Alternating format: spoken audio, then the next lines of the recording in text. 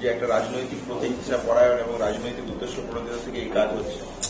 কিন্তু তার আগে যে কথাটা বলা আজকের দিনে অত্যন্ত গুরুত্বপূর্ণ বলে আমি মনে করছি যে দীর্ঘ প্রায় 4 মাসের কাছাকাছি আইনি লড়াই চলেছে। আইনজীবীদের যারা আমাদের সাথে ছিলেন কাঁধে কাঁধ মিলিয়ে লড়াই করেছেন, দিনের পর দিন হিয়ারিং হয়েছে, আপনারা সবাই সাক্ষী ছিলেন।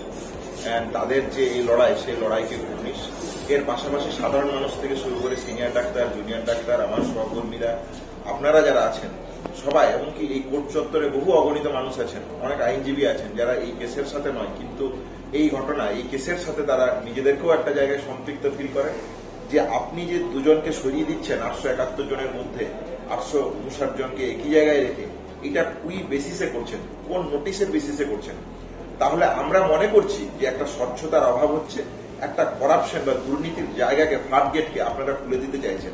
এটাই প্রিন্সিপাল সেক্রেটারির কাছে আমাদের বক্তব্য ছিল। আজকে তিনি সেদিন এই কথা শুনতে চাননি। তিনি যে কথা বলেছিলেন যে আমরা স্টেট, রাজ্য প্রশাসন, আমরা যা মনে করবো তাই করতে পারি। আমরা বলেছিলাম এই ঔদ্ধত্য, এই আন্দোলনের যা নৈতিকতা, যা পরিপূরক, যা দৃষ্টিভঙ্গি, তার সাথে কখনো এই ঔদ্ধত্য যায় না। এই ধরনের ঔদ্ধত্যের জায়গা রাখবেন না। এই ধরনের ঔদ্ধত্যের জায়গা, দুর্নীতির স্বজন পোষণের জায়গা তৈরি করে মেডিকেল ফিল্ডে, যার বিরুদ্ধে আমাদের এই লড়াই।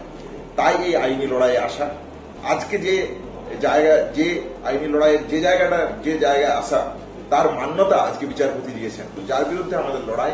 তাহলে সেই জয় আজ শুধুমাত্র যে আমার একার জয় তা নয়, সিনিয়র রেসিডেন্ট যারা এই ফিল্ডে কাজ করেছেন, এই ফিল্ডের মধ্য দিয়ে আসবেন, তাদের সবার ক্ষেত্রেই এই জাজমেন্ট একটা জায়গায় জুরিসডিকশনের প্রশ্নে বিচারে দীর্ঘসূত্রিতায় ফেলার বারবার চেষ্টা করছে রাজ্য প্রশাসন। তার জায়গা থেকেও এই জাজমেন্ট তাদেরকেও একটা সুরাহার জায়গা, আশার জায়গা, ভরসার জায়গা দেবে বলে আমি মনে করি। যে এই ধরনের মাধ্যমে, কোনো ঘটনার মাধ্যমে অভয়ার ন্যায় বিচারের আন্দোলনকে যে কোনোভাবে আটকানো যাবে বা কোনোভাবে দীর্ঘসূত্রিতার জালে ফেলে দেওয়া যাবে, ন্যায় বিচারের আন্দোলনকারীদের ভয় দেখিয়ে নানান পুলিশি হ্যারাসমেন্ট এখনো চলছে, সেই জায়গা থেকে যে কোনোভাবে একে আটকানো সম্ভব, এই জায়গা সম্ভব নয়, বারবার বলে দেওয়ার জায়গা রাখলাম।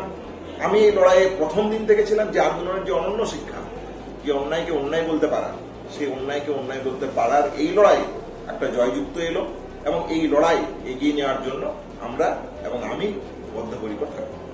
রাজ্য সরকারের পক্ষ থেকে এবং আমাদের পক্ষ থেকে যতভাবে আর্গুমেন্ট করা হয়েছে, যা যা পয়েন্টে আর্গুমেন্ট হয়েছে, অত্যন্ত বিচারপতি খুবই দক্ষতার সাথে তিনি সমস্ত বিষয়গুলোকে রেকর্ড করেছেন, অর্থাৎ সবার সাবমিশন রেকর্ড করেছেন এবং তাদের জাজমেন্টগুলোকেও সাইট করা হয়েছে, সেগুলোকেও ডিস্টিংগুইশ করেছেন এবং তার মধ্য দিয়ে এটা রাজ্য সরকারের দ্বিতীয় পরাজয়। কারণ আপনারা জানেন যে এর আগে রাজ্য সরকার যে অজুহাতটা তুলেছিলেন, সেই অজুহাতটা হচ্ছে কি যে এখানে মামলাটা হবেই না, অর্থাৎ জুরিসডিকশন নেই। এবং আপনারা জানেন যে এই মামলার হিয়ারিং 12ই জুন থেকে শুরু হয়েছিল, আর আজকে আমরা রয়েছি 24শে সেপ্টেম্বর। তো এই দীর্ঘ সময়ে প্রথমে রাজ্য সরকার চেষ্টা করেছিল যে এটা এখানে হবে না, এর জুরিসডিকশন নেই, এটা স্টেট অ্যাডমিনিস্ট্রেটিভ ট্রাইব্যুনালে হবে। আর বিরুদ্ধে রাজ্য সরকার ডিভিশন বেঞ্চে গেছিলেন, সেটাও আপনারা জানেন, এবং সেখানে ডিভিশন বেঞ্চও সেখানেও রাজ্য সরকারের পরাজয় হয়। তারপরে আবার মূল মামলায় বিচারপতি বিশ্বজিৎ বন্দ্যোপাধ্যায় আসেন এবং আজকে তিনি যে জাজমেন্ট দিলেন, যে ভার্ডিক্ট দিলেন, তাতে তিনি পরিষ্কার হোল্ড করলেন যে 27শে মে 2025-এর যে নোটিফিকেশন 871 জনকে এসআরকে করা হয়েছিল, পোস্টিং করা হয়েছিল, সেখানে অনিকেত মাহাতো, যিনি 24 নম্বর র্যাঙ্ক হোল্ডার, তার রায়গঞ্জে ট্রান্সফারটা একেবারে অসাংবিধানিক এবং সেটা আর্টিকেল 14-কে ভায়োলেট করে এবং তার ক্ষেত্রে 871 জনের মধ্যে তার ক্ষেত্রেই একমাত্র এক্সেপশন, আরেকটি এক্সেপশন আছে আপনারা জানেন, এই দুজন ছাড়া বাকি সবাইকেই ওই নোটিফিকেশন মূলে এবং ওই নোটিফিকেশনের বলে যেখানে যেখানে তাদের চয়েস ফিলিং হয়েছিল সেখানেই তাদেরকে পোস্টিং দেওয়া হয়েছে, এক্সেপ্ট অনিকেত মাহাতো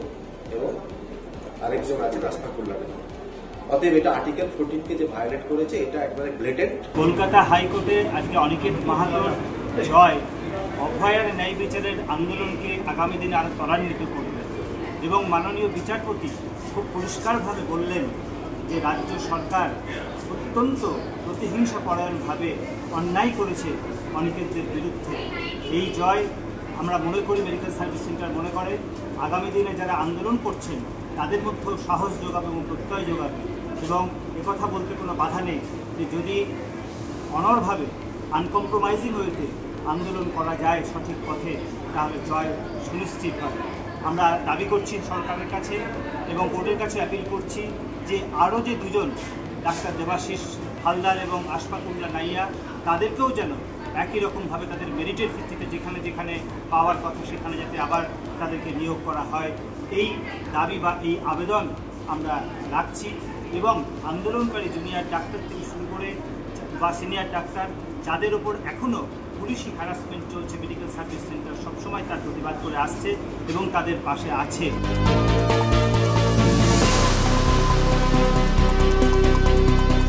ফলো করুন সংবাদ প্রতিদিন ডিজিটাল।